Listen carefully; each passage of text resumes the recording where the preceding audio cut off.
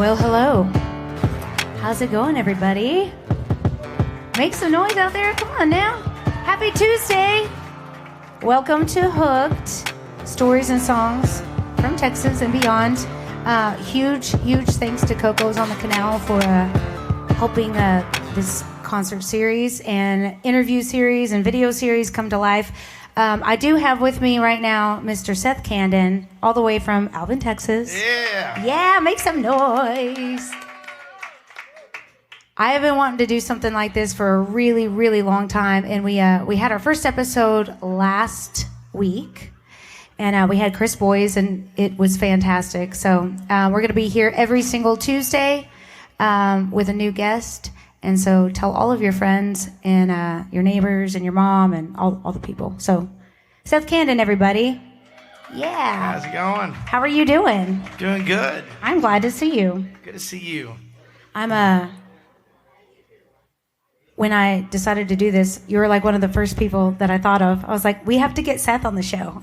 So back during quarantine, COVID, we did some illegal things. We got together and had more than 6 people in a garage, and we did something kind of like this from... Whose garage was that? Well, it was Bryce and Brandon's. It was Yeah. for Busted Strings live stream. Yes. We didn't wear masks either. No, definitely not. We only had at least like 4 to 6 people on camera at a time, so technically, they can't say anything. But that was a thing. Like, that was weird because when you couldn't go to a bar, right? And everyone shoved all their whiskey, and they all created their own bars at their houses, and it's weird to look back on it now, but just to think that people had concerts or shows, or everyone was homebodies. You couldn't go to a restaurant, it just seems so weird now, but it's to think about how that was even a thing is just not even that long ago. It was just 5 years ago, yeah. Yeah, 5 years ago. It's kind of weird, too, because, I hope nothing like that ever happens again, but for the first time in my whole life, I think I finally had a break. I had a vacation, and that was actually kind of fun, so... Oh, yeah. Wake up every day and just wear pajamas and go to bed and wear pajamas. Oh, yeah. It was fantastic, but I remember doing that, and we did live streams with... we teamed up with different...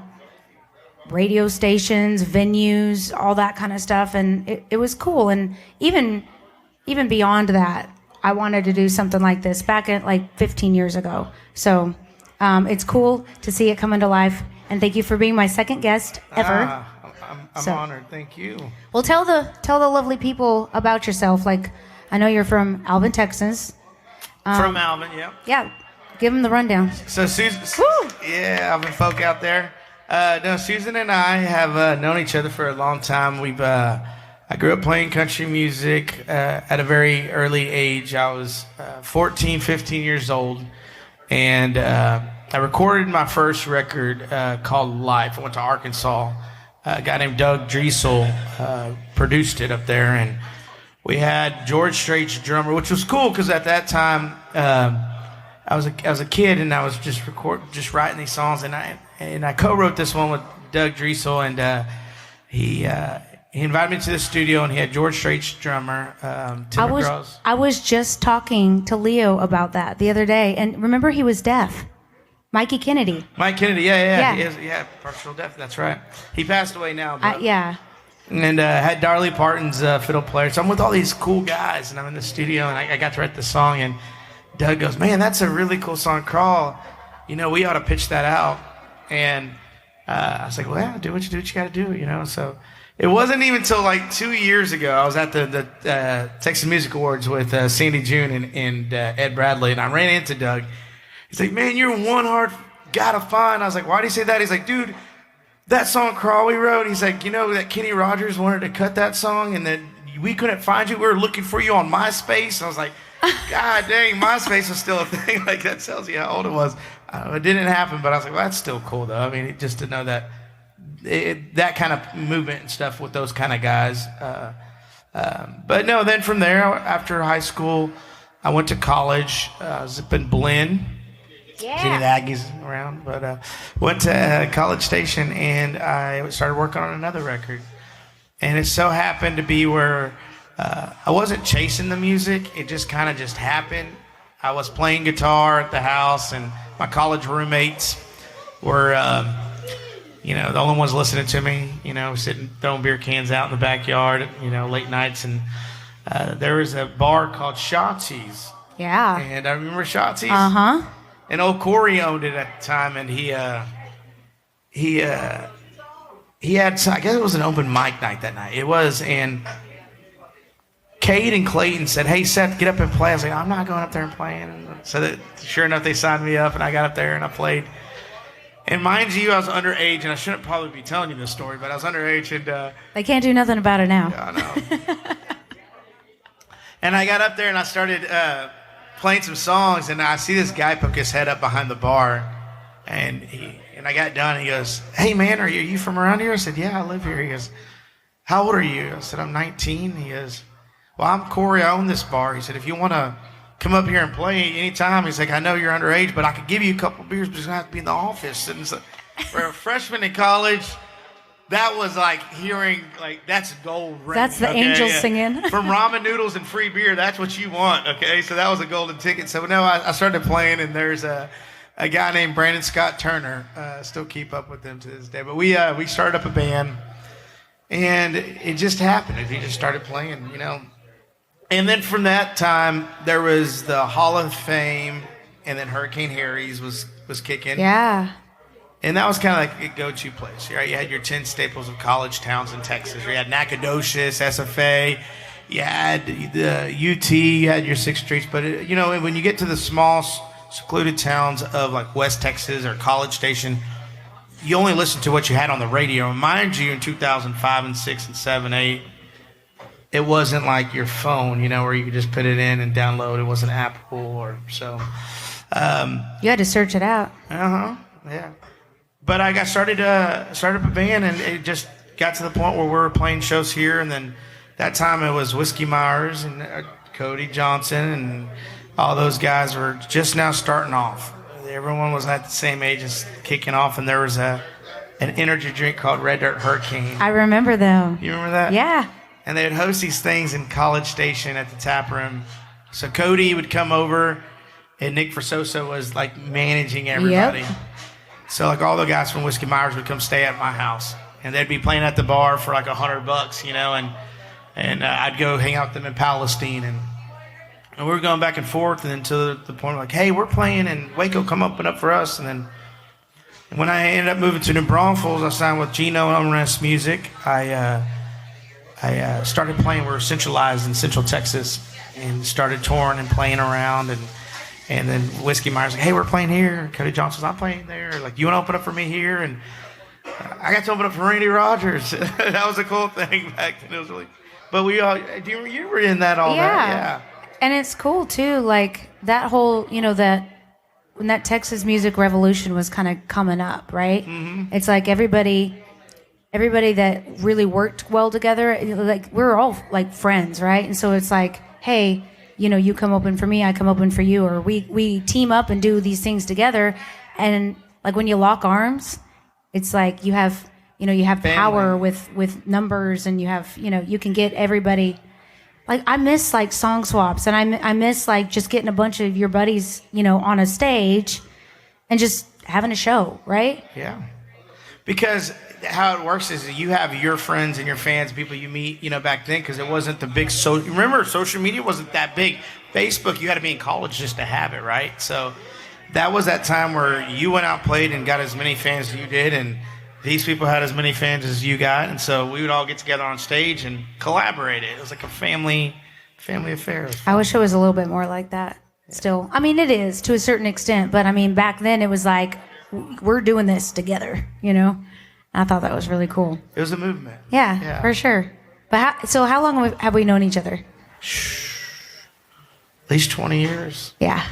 At least 20 years, yeah. I remember this kid. Back then, you were a kid. I mean, he's actually younger than me, and I don't like to tell that story at all. But I remember starting, like, seeing you around, and you were, like, skinny. You were, like, clean-shaven.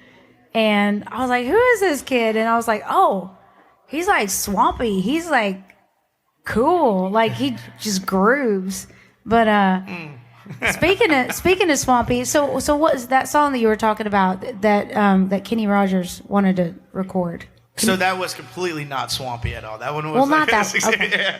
But it was called Crawl. It was a very I was a 16. It was a very soft love song. Oh. And, I don't think I got into more of the blues and the southern feel until you kind of find your way, you know. Yeah. But it was on my sophomore record. Was when I was in college, and I would really technically say that was actually a pre-trial record. You know, some people when they record a record, it's like you're so hard on yourself. It's kind of like when you take a picture, you look at yourself like, take another one. Yeah. Some people do that. I don't know. I don't. It looks just like me, but the record, I just took it how it went.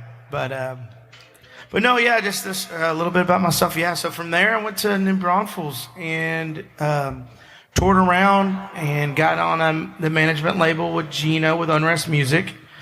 And at that time, Mike McClure, he was a big producer at the time with Red Dirt Music. He produced all the Ragweed and Stoney and Turnpike Troubadours. I really wanted to get into his studio in Oklahoma. He's a cool dude. Very cool, weird dude. Very weird. If you could describe his house in Oklahoma, it would look like a serial killer's playground, dude. If that makes sense. But every one of Garth Brooks' records that he came out with, he covered a Mike McClure song. So did Turnpike and many more. But he, everyone wanted to get on his record. Everyone wanted him to produce them, and we had the chance to go up to Oklahoma and it clicked, it worked out, and from there, it was a pretty cool deal. We got to tour around, did stuff with Eli Young and Jamie Johnson, and I was asked by, at that time, Gino, have I ever heard of a Louisiana music? And I said, no, I don't know anything about Louisiana music. He said, well, we want to get you to go on this cruise, and he said, this guy's kind of like a Robert O'Keefe in Louisiana. And I said, what's his name? He said, Wayne Toups. Yes. I said, okay. I said, all right. So y'all know Wayne around these parts. So I went on the cruise. Didn't know Wayne at the time, and by the end, I was playing my harmonica and he was playing that accordion. And the time we got off the ship, he was asked to go to the Grammys, and we became good friends. And he came and visit me in Houston and my buddy Tracy's ranch. And he asked me to go to LA with him to the Grammys. On that. And that was a really cool experience and a cool time to be a part of something so special, that just little time and friendship that I got to know him on. And so that is so cool. I love that. I remember when you told me that story, I was like, oh, that's so cool. You were Wayne Toups' date for the Grammys. I remember hitting like next to, because you go on these like in the Grammys, I was like, you can't take your phone, first off, right? You can't take your phone, because if you take your phone, take a picture, they'll keep it at the front desk, and because they'll hold it for you for rights or pictures. Well, I'm from Texas, so that shit went right out the window. I had my phone out taking pictures of everything. Because to me, that was a once-in-a-life opportunity to go. So I remember walking to, like, from when you leave the stadium and you're walking back on, like, to where the after party is going to be at. And this lady is like, oh, she should have won, talking like she's from England. I was like, oh, do you know someone here? She's like, yeah, my daughter is Adele. And I was like, oh, no kidding, cool. Oh, my gosh. Bumped to the left, and Jennifer Lopez hits my arm, and just, okay. My mouth's dropping. It was like, so it was such a surreal moment to do something cool like that. And then getting to play, and I was, at that time, I was 24 years old, and I was coming to 25, and I started touring around pretty heavily. I was doing about 200 shows a year. And that's the grind, right? It's a grind. It's a grind. And we were about to come out with our sophomore record, and it was the one where we're going to every radio station, every show, playing every arena, open up for either big names, big acts, getting paid crap money, but it was just fun, and we're hustling and bustling, and they call it fake it till you make it. And it was rough. It was rough, and we were just now getting successes through the radio stations and stuff, and through all of it, we finished the record, and everything was just perfect. We got everything going, and then I found out I was going to have a beautiful little girl named Sela. And so in Houston, my family, we do construction development, and I knew I was going to come back home and at that time I didn't know really where I was at. My band had just came through all this traveling and hustling. Remember, we're all made crap money to make it big. And I think they're still mad at me to this day, which they should be, but you did what was right for you, for your family, for her, for... I didn't just want to be on the road. When I knew I was having my daughter, it wasn't about me anymore. So I took a leave from that, and I said, look, hey, shoot, 7-8 years down the road when she can walk and talk, maybe I can get back and playing music again. And so I did it. I stepped away from everything at the most hottest time in my life for music, and it was a blessing because she's the most amazing little girl. And so from there, it all kind of dials back into why I'm here now. So a couple years ago, I got a phone call from Tom Ember. You remember Tom? Yeah. Oh, yeah. From the Firehouse. Yeah, he owned Firehouse Saloon, historic venue in Texas. It's not there anymore, and it's real sad. The irony behind it burned down. Yeah. During kind of quarantine or right around that time during 2020, and I'm still an admin on their Facebook page. You'd never think that a place called the Firehouse would burn down from a fire, but it did. So Neil came down from Tennessee, and it was at Friend's Pub, and he said, hey, do you want to play? And I said, well, I'm really not playing right now. You know, I've been writing. During that time, I had been songwriting. You know, I just couldn't put the pencil down. I think, you know, they always say you can leave music, but music will never leave you. And I'll find you. You don't really you don't realize how much you miss something until it's gone. But I had got that phone call.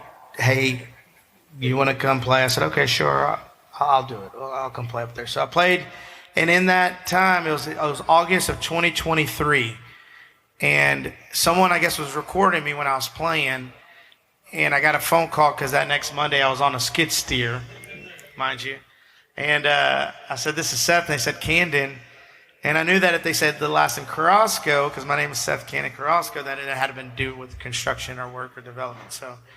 And he goes, is this Candan? And I said, yes. And he goes, hey, my name is Jeremy Jeffers. I'm Alex Bregman's business partner. And we're doing an HEB promo video at the Rusty Hook Ranch. We saw a video of you and love for you to come down. And I said, cool. What's the details on this? Talk about the luckiest guy in the whole world. So 2 days later, I'm down at the ranch, and we're doing these promo videos with Alex Bregman for his Breggy Bomb sauces and stuff. And yeah, throughout that, it was pretty cool to kind of meet some of the guys there and the people who cook and the guys, RC Ranch, who makes the beef and the cattle, and that's another story we'll get in later in the segment. What so that they saw a video. What did they see? What song did they see? It's a new one I wrote called "Throw Out a Line." I actually don't even have a title. Maybe one of you guys could help me. I think I've said this the last 3 shows. I still haven't figured out the name of the song. Can you play it? Ooh. It's a pretty hard one to hit on. Is it? Well, son of a gun. Well, can you play something for us? Yeah. Yeah? I'm a talker. You're going to have to just tell me No, you are good. You're good. No, seriously, like, I would rather you talk than us go, what are we going to talk about next? Because that's awkward. No, I seriously love, like, this man has all the stories and all the things. And, like, when I said, like, you're the luckiest guy in the whole world, like, you are always, like, right place, right time. But I feel that the reason good things happen to you because you're just a good dude. Like, you're such a good dude, and I've always thought that about you. And I love you to pieces, and I appreciate our friendship, and I'm glad you're here. And I'm just excited for all of these people that don't know you yet to get to know you and dive into your music. And yeah, so play us whatever you want, man. All like, right. He's got all the good songs. So before we do Throw Out a Line, I'll do something a little bit slower.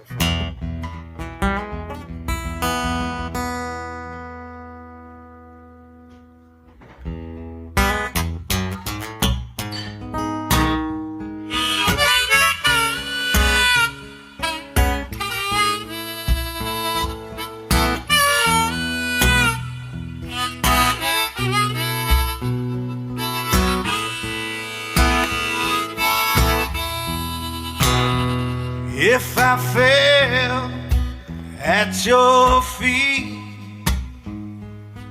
your baby, will you notice me? Oh, baby, would you just pass me by. And if I was searching in the deep of the night, yo baby, would you pass me by?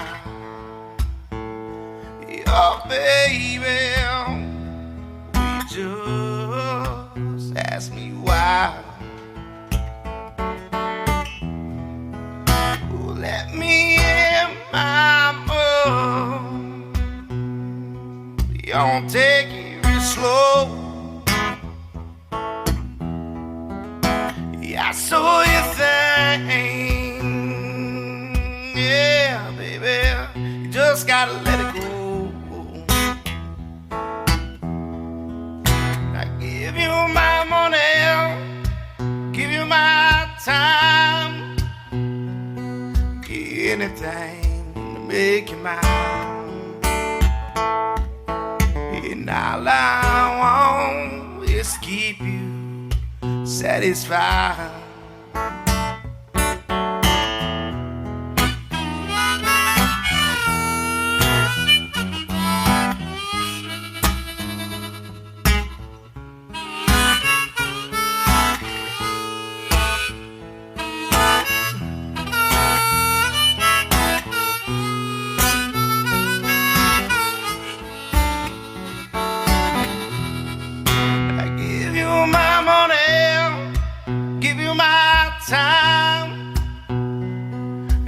Anything to make you mine.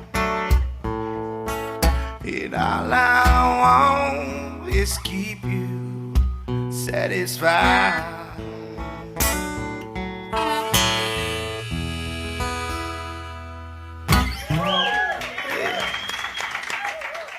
Is that out on streaming platforms and all the things? No, it should be. That's just a little warm me up right there. I know. I love that song. I love a lot of your songs, but I think a lot of the ones that I really, really love, you haven't even recorded yet. So that one is actually, I just warmed up for you as a guy from Oklahoma that I've been wanting to put on a record. But I'm going to sing you a couple that I have written recently. But to lead back off though, Susan, on our embark of our guest past friendships and tours and all the things, ups and downs of music industry. Tell me a little bit about what's been going on. I know you just recently got on a big TV show. I did. I was on The Voice. Yes. Thank you. And actually, there was some questions that we didn't get to last week. And I don't even know where those are. They're probably in my box somewhere. But there was a couple of questions about The Voice and all that kind of stuff. But yeah, it was a great experience. I mean, it was fantastic. Like, I met so many incredible singers, songwriters, just people that I know we're going to be friends for life. You know, we've been texting back and forth, and some of them are still, going through the show because the show's still on right now, my season at least. And incredible. And like even the producers were amazing. All the way down to like the guys going back and forth, like delivering us water. They just had like a very good spirit and a very good, they were like giving us pep talks and like just hyping us up, and it was very cool. But yeah, that's been going on. We're actually getting ready to move. We started packing yesterday. We closed on a house on the 18th of April, and so by the time this episode comes out on all the podcast streaming platforms and on YouTube, we'll probably already be in our house for about a month. So, but yeah, we're doing that, and life is good. Life is really good. Married life is good. We've been married for 6 months so far. So yeah, we're doing very good. That's the. Chrissy and I are gonna have to come in over there and break a bottle of wine or. I know. I thought you were about to say Chrissy and I are about to get married too. I'm like, oh, okay. I'll be the flower girl. Sorry, I'm not putting you on the spot, but I know I love your girl. She's amazing. So, she's a hard worker. Yeah. She's good for you. Yeah.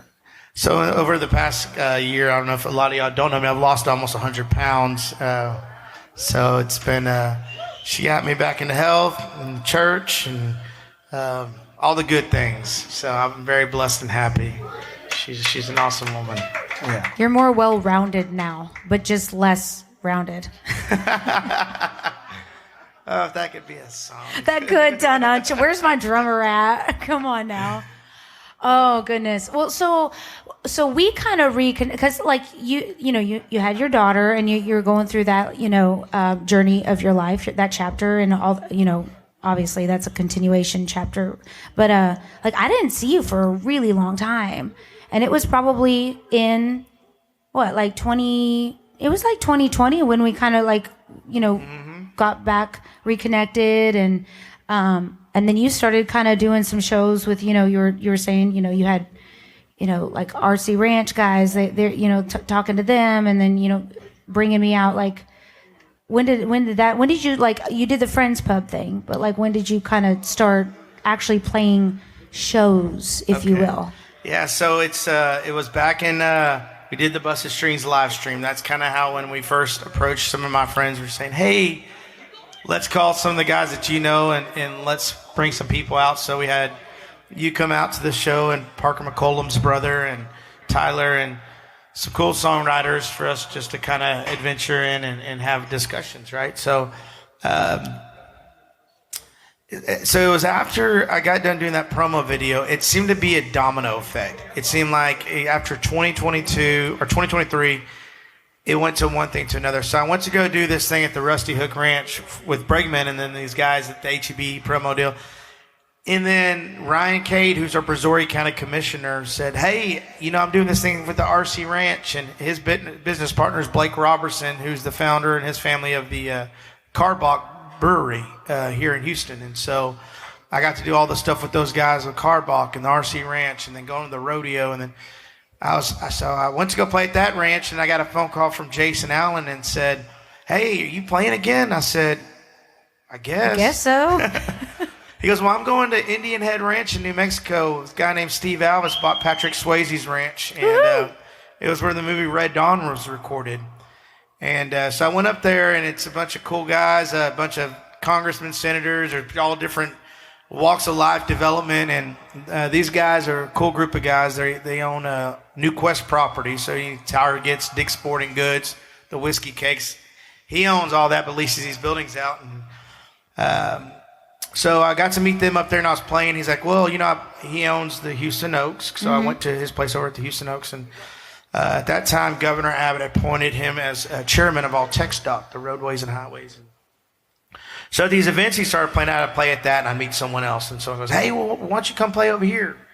And so then I met these guys at this dove hunt. We went, and Christy and I went down. They invited us to Lytle, Texas, and a bunch of cool people from Friendswood, and we did this cool hunt. And then I met this doctor. He said, hey, we're doing this cool thing in Lake Charles. Come play here. So it's just kind of been a domino effect. Is meet people, and then you calling me and saying to come out and play. And so I decided that this year, life's been good, work's been good, health's been good, Christ has been good. I'm going to come out with a good record this year finally. So put some of this lyric songs and stuff out for folks to hear it. Yes. So, yeah. That is very exciting, because I've been waiting for a lot of songs from you, because some of your other stuff is on the streaming platforms and all that good stuff, but a lot of the ones that you do, I like. Whenever we play together, I can't go listen to those. And right. If you've never heard his music before, it gets stuck in your head. Like when it's like swampy, just cool, different. And I love that, because in a world with a lot of cookie cutter boxes, you don't fit in any of the boxes, and I think that's okay. And I always thought, you had to fit yourself somehow into a box or a mold, or did you ever get that, when you started playing music? Did you ever feel like I have to tell people how to consume my music, otherwise they're not going to understand it? Well, I got really fat, so I wasn't going to fit in any box, but I wasn't going to get in any box. But no, I just always did me. I don't know. I grew up listening to everything. Of course, my parents listened to Creedence and Eagles, and then from Willie to Waylon to everything. I listened to all kinds of music, to Beatles, to all of it, And so it's like a conglomeration, right? All of it. Yeah, I think that's important. to like draw from your influences and draw from what you really like to listen to and like to sing, and then just try to incorporate those little things into whatever mixture you're trying to come up with. Yeah, though I still don't know, like, even like listening to country. I mean, because I grew up listening to stuff from rock to things kids listen to, Backstreet to Shaggy. So how do you come up to to listening and writing the things that I do? I don't know, but what's like the weirdest song that you've ever written? Ooh, well, weird. Wouldn't it be a weird? Wouldn't it be the word? Well, like off the wall, like something that you wouldn't really expect from you. I typically like to write upbeat, swampy stuff. There was a time when I was going up to Oklahoma City, and I usually like to write my music first on piano or guitar. And I have a song I wrote about a Vietnam vet. He was on the side of the road, and I've never performed this live for anybody, or if you want me to play it, I can play it for you. But this guy had a sign on the side of the road and said, "One more dollar could save my life." And I went to the gas station pump, and we pulled in, and he was sitting there. And as I was pumping, Jordan went in, and he used to get a Red Bull. And he came up to me, and he said, "Hey, man, you got any spare change?" And he just reeked of just booze, you know, he's kind of just gritting his teeth a little bit. And as I could answer, Jordan was coming back, and he said, "Hey, what are you going to do if we give you some money?" He was like, "Man, I'm just trying to get my next fix. I'll be honest with you." But I could tell they had a wedding ring on his finger. Yeah. And he had a rosary, and it just mixed me with emotions. And I was going up to Oklahoma, and I wrote out a song thinking about this guy's life. So it'd probably be one of the, I want to say weird songs, but a song that I didn't really naturally just write music first and then wrote a song about something personally with my life. So you want me to share it with you? I want you to share it. How about y'all? You want to hear it? I've never played it for live. I think I've heard you talk about this song before. I think we've when we talk about our deep dive conversations.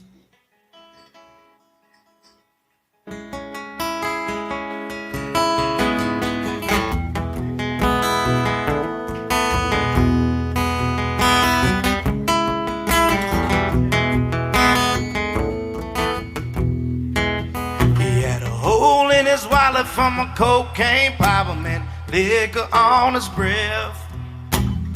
He talks to God almost every day, and about a woman who up and left.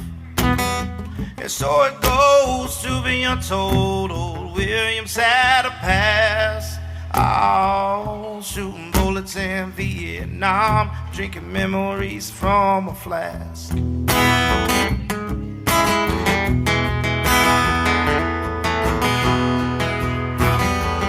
Living high, I feel low. I guess you learn a lot of shit the time you grow cold. Devil takes away his pain for a needle to ease the soul. And I sit here and wonder, how can a man live like that? Hell broken and lonely, fighting demons from his past. Oh, he's drifting away. Oh, he's slipping away. An angel covered in ash.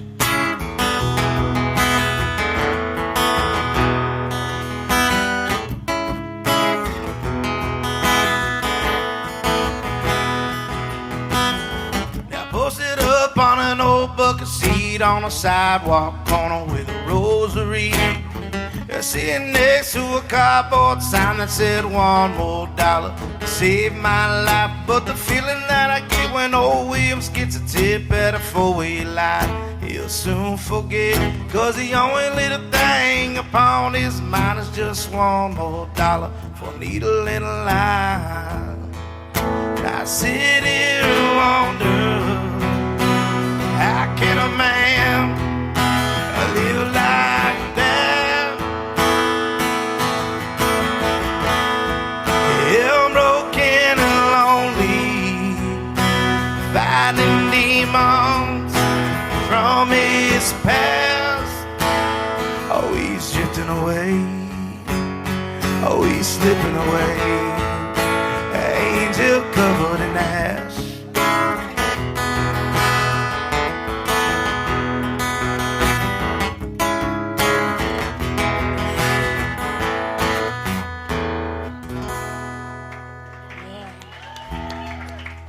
That's typically not the kind of music I would play, though. I know, but I like it.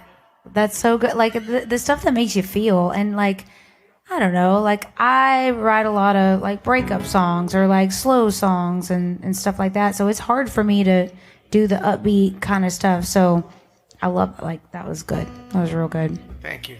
Yeah. And when did you write that? Shoot, that was in 2014, 13, 14. You see, you need to record that. Yeah, so there's a lot still. I got to shoo the dust off those papers and yeah, kind of pull them out. How many do you think you have? Oh, man. A lot. A lot. A lot that are probably finished or like this close to being finished. So that's hard. So there's so many songs that I always seem to have the first verse, the chorus, the second verse, the chorus is, of course, but it always seems like that final chapter, I can never shut the door. It just seems like... To bridge or not to bridge? Or to bridge it or not to bridge it, yeah. Because at the end, should I make it a third verse or not? So, you know, there was a song called... well, I'll tell you another little story. So, I grew up Southern Baptist. All right, I'm from Alvin, and so... But my family is what I like to call as hypocrite Baptists, okay? And I'll tell you right now, so I've been talking a lot, and I'm running for city council in Alvin politics. That's a whole different subject we'll get into later on. Drink your hot toddy. So I'm drinking a hot toddy. I've been talking and walking and knocking. No, it's okay. It's good. It's good. I know the story you're about to tell, and seriously, like, this is one of my favorite songs. So my favorite stories. We used to go to Huntsville, and my cousins and I, we used to go to Huntsville, Texas, and my grandma, when we would get there as kids, she didn't have a lot of money, but we had all the grandchildren, you know, and all the cousins, and so she'd make us go for arts and craft, go get a twig off the tree, and then we would paint it. Little did we know that was switches for our ass, okay? And but she was a Baptist, and she followed the rules, and she did not drink. But inside the refrigerator of my grandma's house, it looked like a peroxide bottle, almost a vanilla extract bottle, and inside of it was whiskey, honey, and lemon. But that was her cough syrup, honey. And she doesn't drink because she's Baptist, but she was sick 365 days a year. Oh my gosh, that's amazing. So, and she wouldn't dance, but she would stand up and she'd wiggle her hips if she liked the music. But she did move her feet, so she wasn't dancing. She always walked that fine line. It's like the technicality, right? Oh my gosh. So you wrote that song, but it wasn't quite finished, or like and Sandy June ended up recording it. So Sandy June came. She's awesome. Her and Ed Bradley invited me to their house, and they said, "Seth, is there any kind of songs that you've been working on? We're gonna get Sandy a new. We're coming out with a new record." And I told them that story. I said, "Here's one that I just started working on about my cousins and I. It's called Homemade Remedy. It just kind of talks about how no one's perfect, right? Don't be afraid of who you are. Just be you in life, whatever you do, right? So, and if you believe in God, you believe in God." And I sang this one time after a show, and a guy walked up to me and said, "You know, Jesus didn't hang out with the best of the best in the world. He hung out with the sinners and the tax collectors and prostitute, and that's, you know, who Jesus surrounded himself with. So don't worry about what you do. If you follow the good Lord, you follow the good Lord." So amen to that. So I wrote this song called Homemade Remedy, and she helped me finish off the rest of the song, and it got up to, I think, 16 on the Texas music charts on the radio. Yeah. So.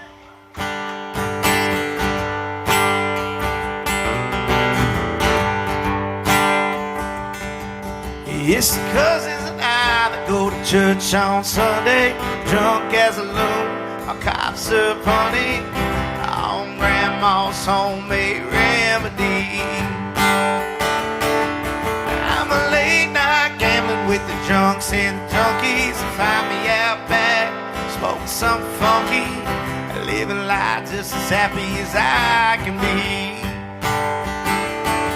I'm not the kind of guy to preach on others about the way. Yeah, I cut the wire, put out a fire. It's almost just to match my way. I stroll with the wind, I shine on a cloudy day. Without whiskey up and take a puff, carry on my way. And I'll never change, 'cause it's the cousins and I that go to church on Sunday, drunk as a loon, cops are bunny on grandma's homemade remedy. I'm a late night gambling with the junks and the junkies. Find me out back, smoking something funky, living life just as happy as I can be.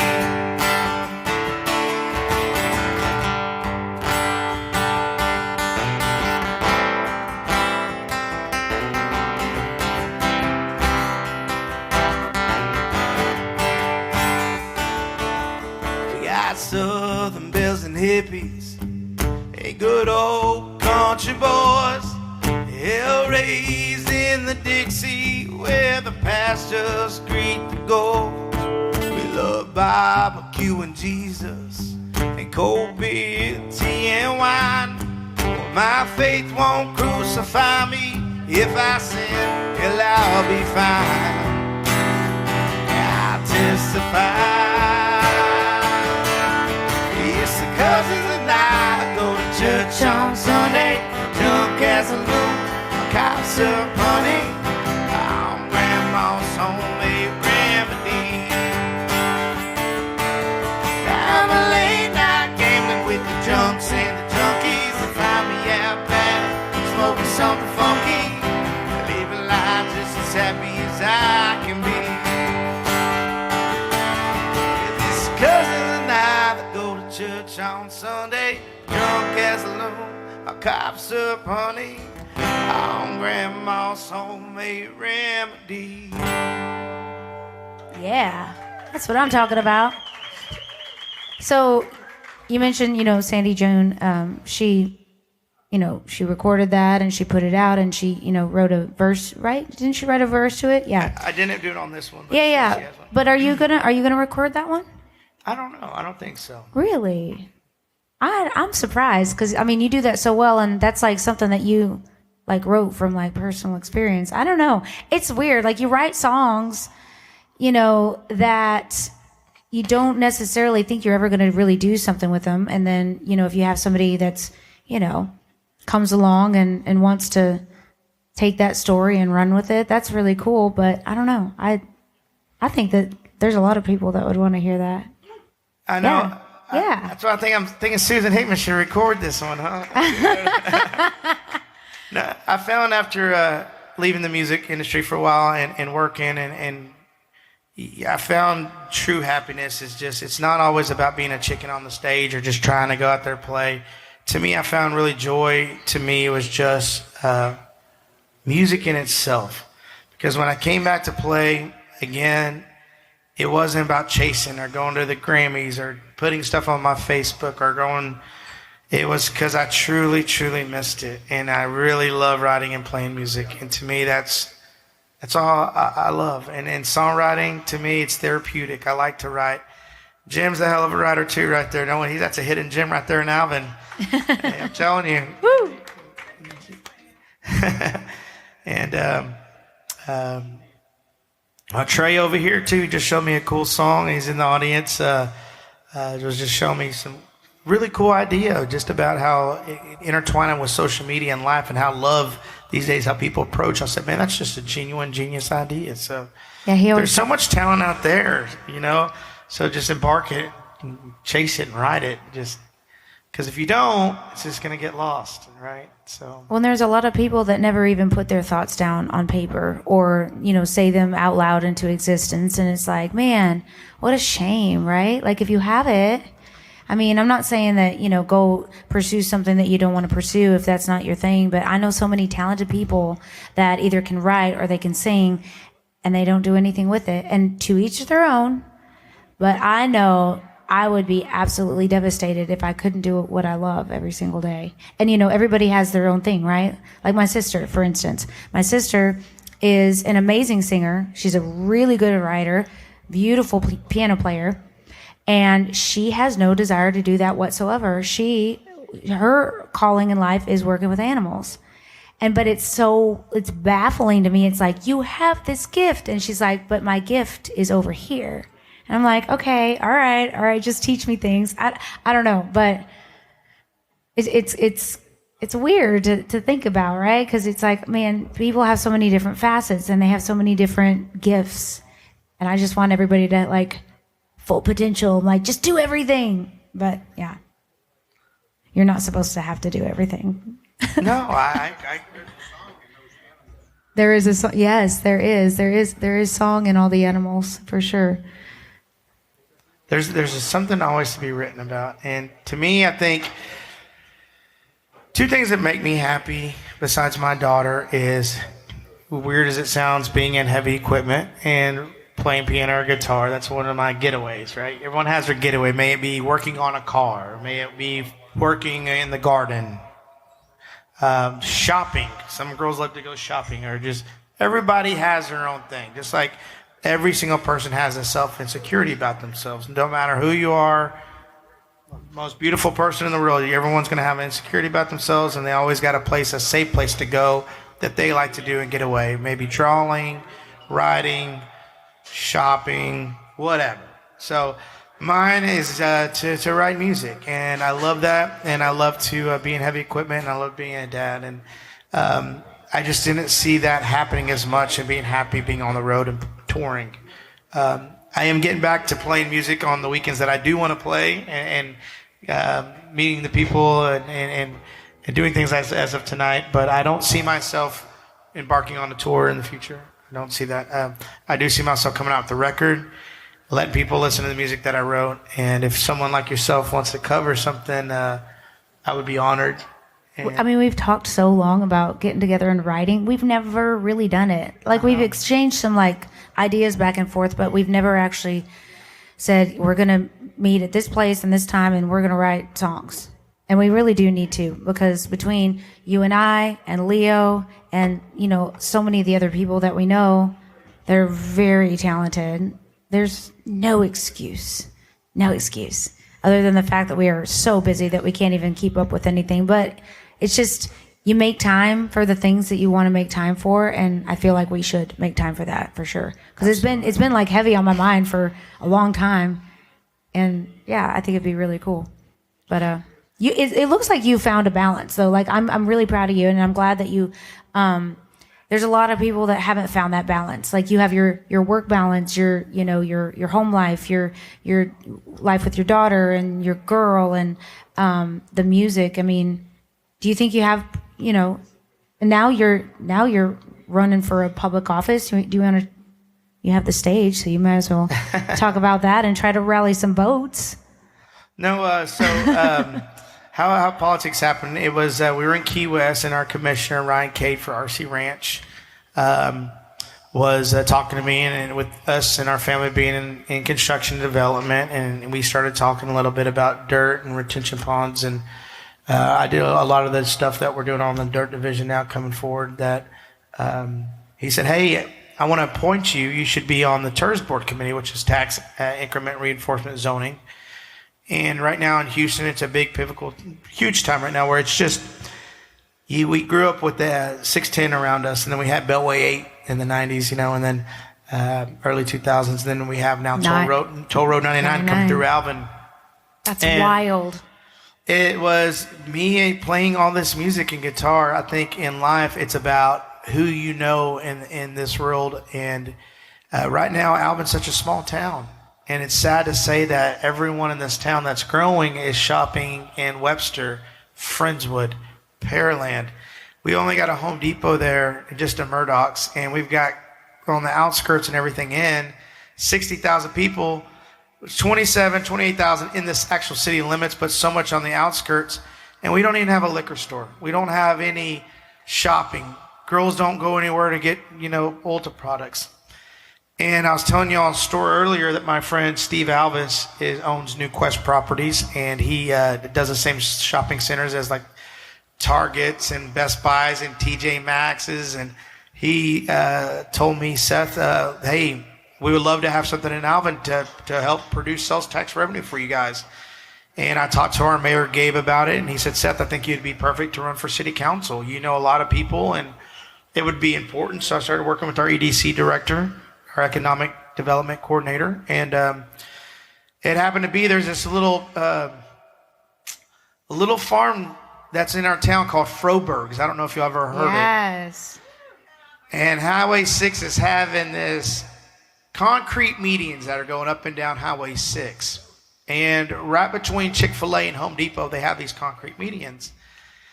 And unfortunate for Mr. Froberg, they were going to put these concrete medians going all the way up to where it's called County Road 149, where Knights of Columbus is at. So everyone from Santa Fe coming into Alvin on Froberg's would have to go all the way up and turn around. And I thought that was a big safety issue.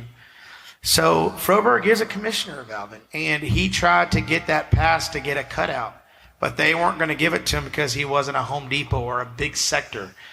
And TxDOT in Angleton said it's protocol, you can't do it, plus you're an ag. There's a bunch of reasons why they wouldn't give him that cutout. So I happen to be just a country music. I said, Tracy said, hey, Seth's good friends with the chairman of TxDOT. So I reached out to Steve Alvis and Andrew came down 4 days later. And he talked to the engineering department of the state of Texas and said, hey, this is more of a danger that if cars were lined up, someone's going to get killed and that they need a cutout. So then the TxDOT people in Angleton reached back out to, I guess, to the Frobergs and said, kind of, how did you get that over, you overrode the system? Like, I don't even have the connections to our chairman. Well, some Texas country guy named Seth Candan got that done for us, and he would have to pay for it. So I thought that right then and there, if I can do my music and have these relationships and connections to get things done in our city, then I'm going to utilize those connections. And with the mayor and the commissioner and a lot of strong people in our city backing me up, I think I'll do good for the city. So I'm happy to be involved, and I want it to grow in the right direction. So, and I'm excited to do so. Well, congratulations. You're in Alvin, vote yeah. for Seth Candan, Carrasco. Yeah. That's a very cool chapter that you've got going. I remember that when all of this kind of started, and you're like, hey, this is what's going on, and I'm like, man, you're making all the connections, and it really is about who you know. Like the older that I get, the more I realize, man, just cultivating those relationships with people. I mean, all you got to do is just open your mouth and talk, and people who want to know you are going to know you, and you're going to figure out how to, build your strengths up, and you're, oh, I'm weak over here. How can I help you over here? And it's not even like it's in music, it's in politics, it's in, any kind of business. So it's very cool to see how that all works out, because you never know if you don't just open your mouth and talk about it. For sure. And I think we really do need businesses in our town, because people always come in with ideas. Oh, let's fix these roads here. Let's do this. But really, Alvin, we just have no money. There's no budget. And when I found out that, talking to the councilman and the mayor, that they live off any kind of job or any kind of household, that they have bills like everybody else. And at the end of the year, it's dwindled down to what they have, very little. So if you want for the first responders in these law enforcement to have better equipment, if you want the roads fixed, if you want property tax to be lower for what the city's to emphasize the cost on those things, you need money, and the only way to get that is sales tax revenue. And we need to start having people shop, and the houses keep coming up, and we need economic growth to sustain that. So it's important. Bringing those businesses back to your into hometown, Alvin, yeah, to stay local, shop in Alvin. So, And I think we can get it done if I were to be elected. So with the connections. So when is the? Shoot, we've been getting after it. So early election is April 22nd through the 29th, and then election day is May 3rd, also the same day as Kentucky Derby. So we're having a 2-day race campaign election party in Alvin. So we'll be there in Alvin. I got a special surprise guest coming down from Austin to play at my election party. Yeah. To see what happens. So that's exciting. Yeah. And actually, Heather's on that one too, huh? She is. Yeah. Heather is going to. Heather Raylene. That's my best friend. She's going to be over there. Yeah, she was telling me about it. She's like, Seth got me to play a show. I was like, yes, that's exciting. I love it. Cool. You know, Danny and the parties we do for Christmas times and stuff. So Chrissy and Heather kind of just kicked it off, and we were just talking about Kentucky Derby, and we saw her in the horses. And at first, we were just going to do a Kentucky Derby party. And then I realized, oh, shoot, it's the election day, too, so now we got to collide them. But it's a play-on-play because it's a race and it's a race. Yeah. You know, so. That's fantastic. I love that. I got called to do a Kentucky Derby party at the racetrack. It didn't work out, but I was thinking, man, how fun would it be to like dress up and do the crazy hats? And I've never done anything like that before. I was like, oh, that sounds like so much fun. So hopefully I'll get another something for that. But I was like, that would be perfect at Sam Houston Race Park. But it didn't work out. It was going to be a full band show, but. Are you booked on the 3rd? I don't know. I'll have to look. We got to talk about it after the show. Yeah. Because I thought I asked you. I don't know. I don't know. I don't think so. But anyway, we play together all the time. You got to have some fresh blood in there.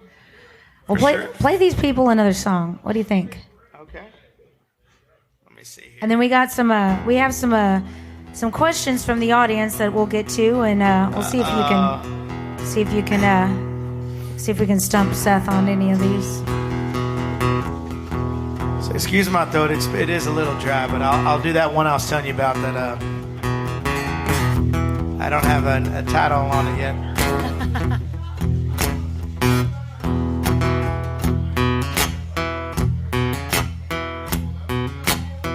Throw out a line underneath the willow, break out the wine, let the night roll down by the river,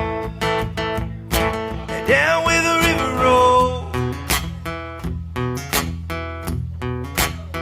So take our time, take it real slow. Let's wind, let the night roll down by the river, down where the river rolls.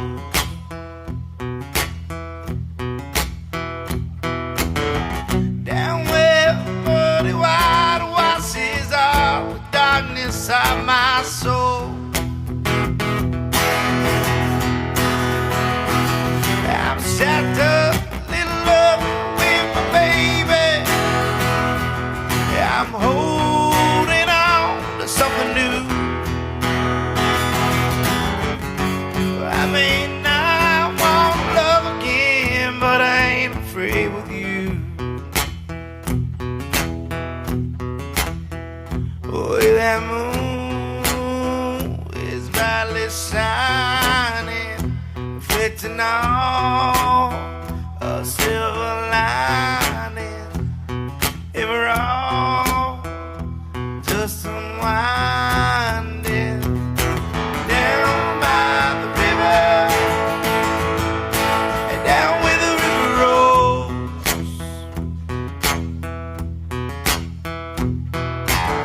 and down where the muddy white washes all the darkness of my soul.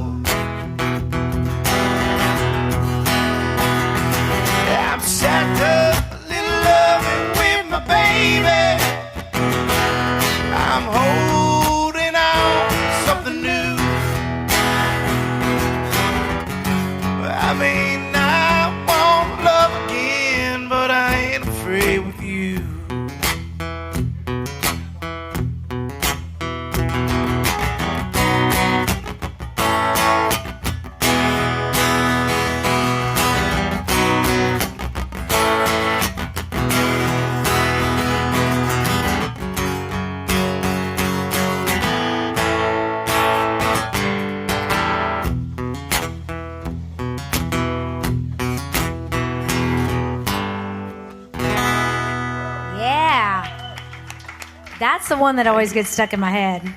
Always. Let's put it on the next record. Yes, please. Okay, so we're gonna ask some questions. I can't read where the you know what, but I'm gonna try. I'm blind too. Okay, so Paula wants to know, who was your biggest influence music-wise? J.J. Gray Mofro is a big influence that I like. He's an artist out of Louisiana. And, but at the same time, I would have to say Creedence Clearwater Revival on the backside. There you go. So who was the first one you said? J.J. Gray. I don't know who that is. Changed my world. He's from Louisiana. He came out with a record called La Calusa. And there's a song called The Wrong Side of the Tracks. And I covered that song on my second record. And he's been my unicorn. Every time I've tried to see this guy perform, something's happened. I bought tickets in San Antonio. He canceled. I went to go see him down in Lake Jackson one time at this very rare private event, and I got crazy sick and I couldn't make it. And then there was a time when he was in Austin and just things didn't work out. I bought the tickets and couldn't go. So still haven't got to see him play. He did confirm for me to cut his song on my last record, but really like him. Cool music. It's very Louisiana, Southern rock, blues, J.J. Gray Mofro. Is it somebody that like you have been following for a really long time, or is it like later on in your career that you kind of... Not too long. I'd say probably like 15 years, 8 months, and 6 days. Okay. Not specific at all. Yeah. That's funny. Let's see here. Trey wants to know, who are you most influenced by besides family when you start with lyrics? Oh, these are two separate. Who are you most influenced by besides... Well, that's kind of the same question. I didn't read these beforehand, as you can tell. Do you start with lyrics or music when songwriting? Okay, yeah. So the song that I played for you tonight was the only song that I've ever played. First off, live. I've done it in a household, but I've never played that Angels Covered in Ash live at a bar. It's the only song I ever in my career wrote without music. Ooh. So I always write music first. And the reason why is because when you write a melody to a song, then you know how you're feeling, right? You know, you're not going to sing a heartbroken song and, you know, you're not going to just, you know, you want to have something. Set the tone, set the mood. Right, and then you can kind of feel it. Yeah. So I always write the melody first. And to me, I always try to write something that feels good or catchy, because my grandma always used to tell me, you know, if you don't have your foot to it or you can't feel it, they ain't gonna follow. And you got just that short window at the very beginning for them to catch that. So. Yeah, like that 3 seconds, right? I think that's what they say it is nowadays. Like everybody's got like the TikTok and the this and the that. Are we talking about music? Yeah. Okay. Yeah. No, but like if you're listening to something, like they say, or like back in the day when I was shopping records and you know trying to get a record deal, which you know, that's crazy. They said if you can't capture somebody's attention in 3 seconds, they're just going to move on to the next thing. That's right.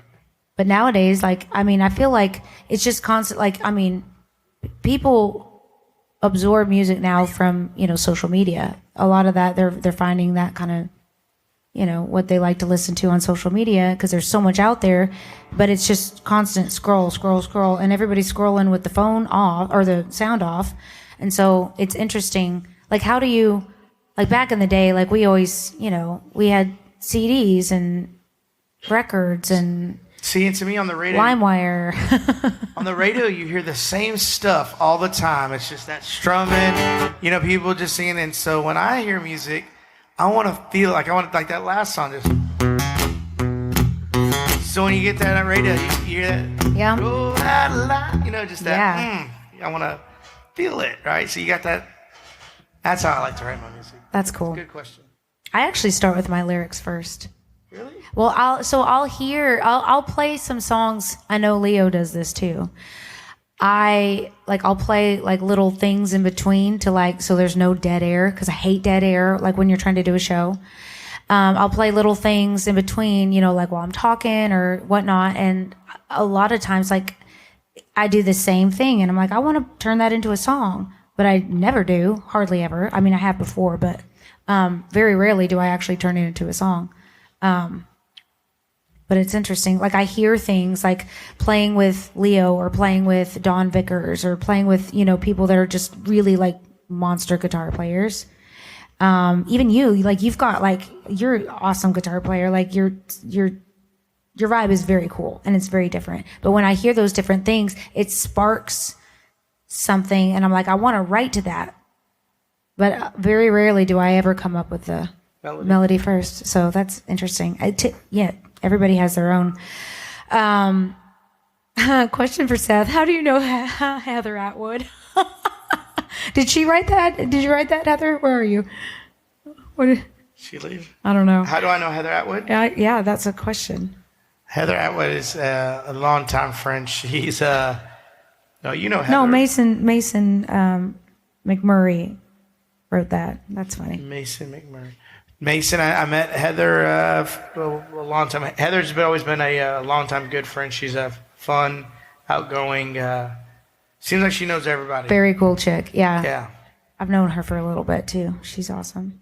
Ashley wants to know who inspires your sound or inspires you in general. Well, shoot. Y'all all have like the same kind of questions. Yeah. That's pretty similar. God too. I love good love. I'll read these beforehand so it doesn't look like I don't know what I'm doing. I don't know what I'm doing actually. I'm just learning as I go. Second podcast. No, it's good. So Christina it's back to your city council. What are your goals if you get elected to city council? Like, what would you do? What would you do first? What would you do second? Like, I know you talked about some of the stuff that you're trying to get done right now, but once you're in, like, what are your main goals? Just start bringing in some restaurants and businesses, and I think that Alvin is very much lacking it, and we have a problem, which we have a forum on Thursday, but we've had a couple different businesses that left Alvin. They're coming in. There's a beer garden that's in the. It's one next to the bar wash, oh yeah, we played there.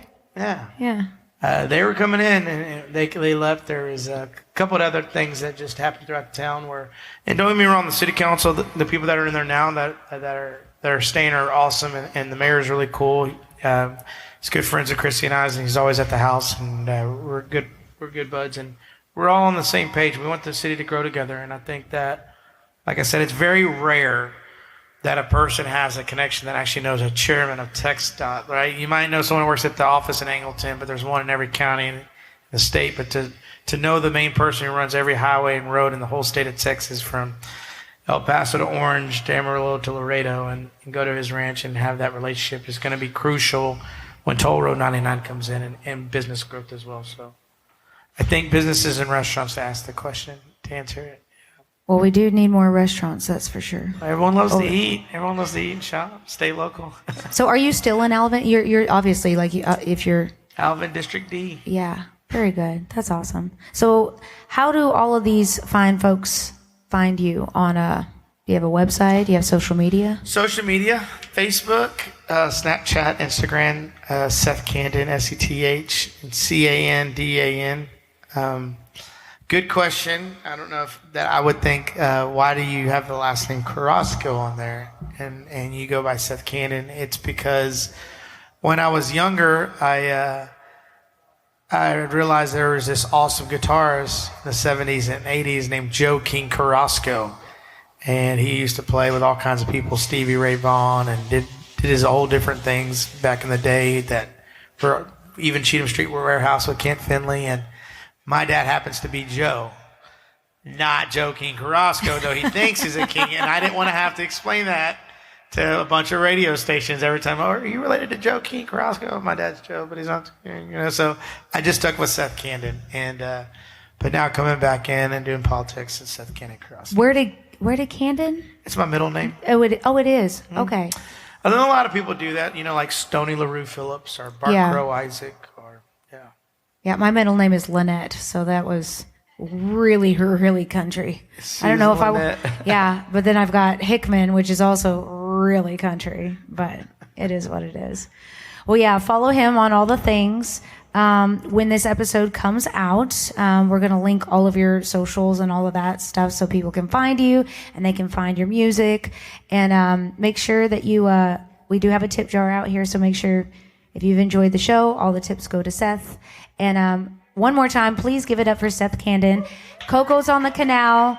Thank y'all so much for partnering on this lovely endeavor that I so crazily decided to start in the middle of my crazy life. But do you want to close us out with a song? Sure, yeah, I would love to close. One more time, Seth Candan, everybody.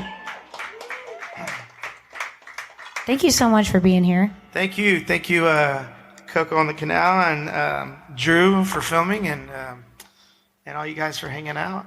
Yeah, Drew Mitchell, everybody. He's the man behind the camera. You don't see him on the camera, but he's here. He's making this happen. So my buddy Philip Scalise was he served 3 combat tours in Iraq and Afghanistan, and he was married to a girl named Colette Scalise, and she became a nurse. And when she came home, they had a daughter named Kylan, and they ended up separating. And I was living in New Braunfels at the time. Now I shouldn't have probably said all their personal information or their names, but he came to New Braunfels, and he was kind of going through a rough patch. And I said, Philip, why don't you get up here, come visit me for a couple of days and get away. And so he came up there, and as we were cruising around, going by Schlitterbahn in town and going up River Road, he just kept saying, man, everything I keep looking at, everything I keep seeing and doing, it's the same memories I've had with my family. It's 100 miles away, and you still can't get away. And I told him, just pour you a drink, and light up a smoke, and that was kind of it. And I knew right then and there I was going to write a song about it. I never recorded this or pitched it out to anybody, but I'll close this out for you guys.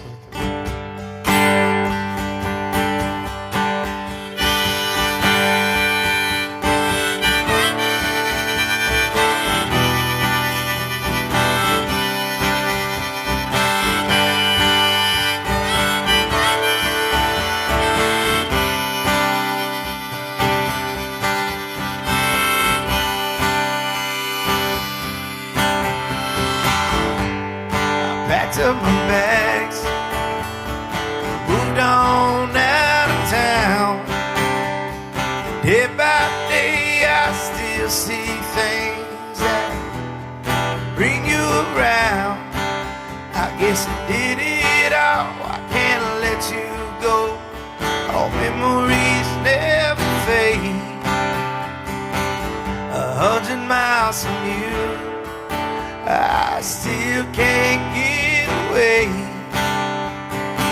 I'm gonna pour me a drink, strike up a match, empty a bottle, forget the past.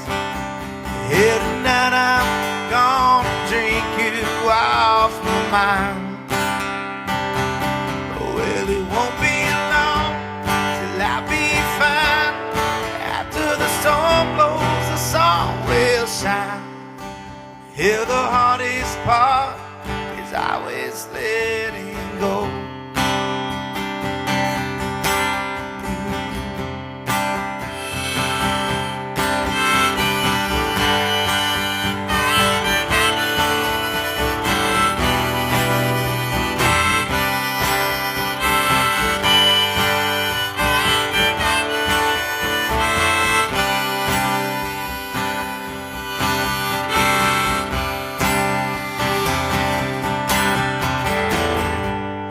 Hope you're doing well, happiness and grace. I hope your heart carves a path to the love your heart awaits. And don't be troubled, I've gone away 100 miles from you. I still can't get away. I'm gonna pour me a drink and strike a match, empty a bottle, forget the past.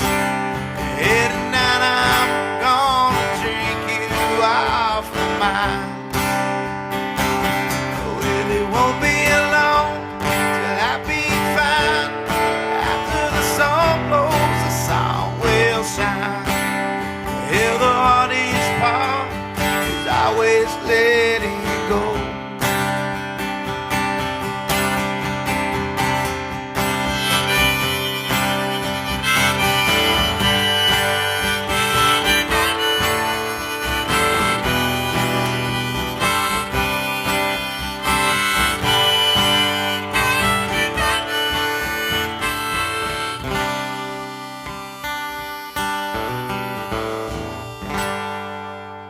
Seth Candan, everybody. Thank you so much. Thank Coco's you. on the canal. Thank you all for being here. Just want to let you know that next Tuesday we have Trent Cowie here, and he's fantastic. He's from up north a little bit from here, about an hour and a half away, and he does some hard rock country. If you've never heard him before, he's fantastic. So I highly recommend you be here every single Tuesday, but obviously come back next Tuesday. And we are looking for sponsors, so put that out there to keep this going. It is pretty costly, so we want to make sure that we're growing this the singer-songwriter community here, not only just local, but we're wanting to bring in some other people, maybe some that you've heard before, maybe some that you haven't, but once again, make sure you be here every Tuesday. And once again, Thank you for having me, Susan. Yeah, love I you, enjoyed it. friend. Thank you, Coco. Yeah, we'll see you next time. Thank you guys for coming out. Thank you.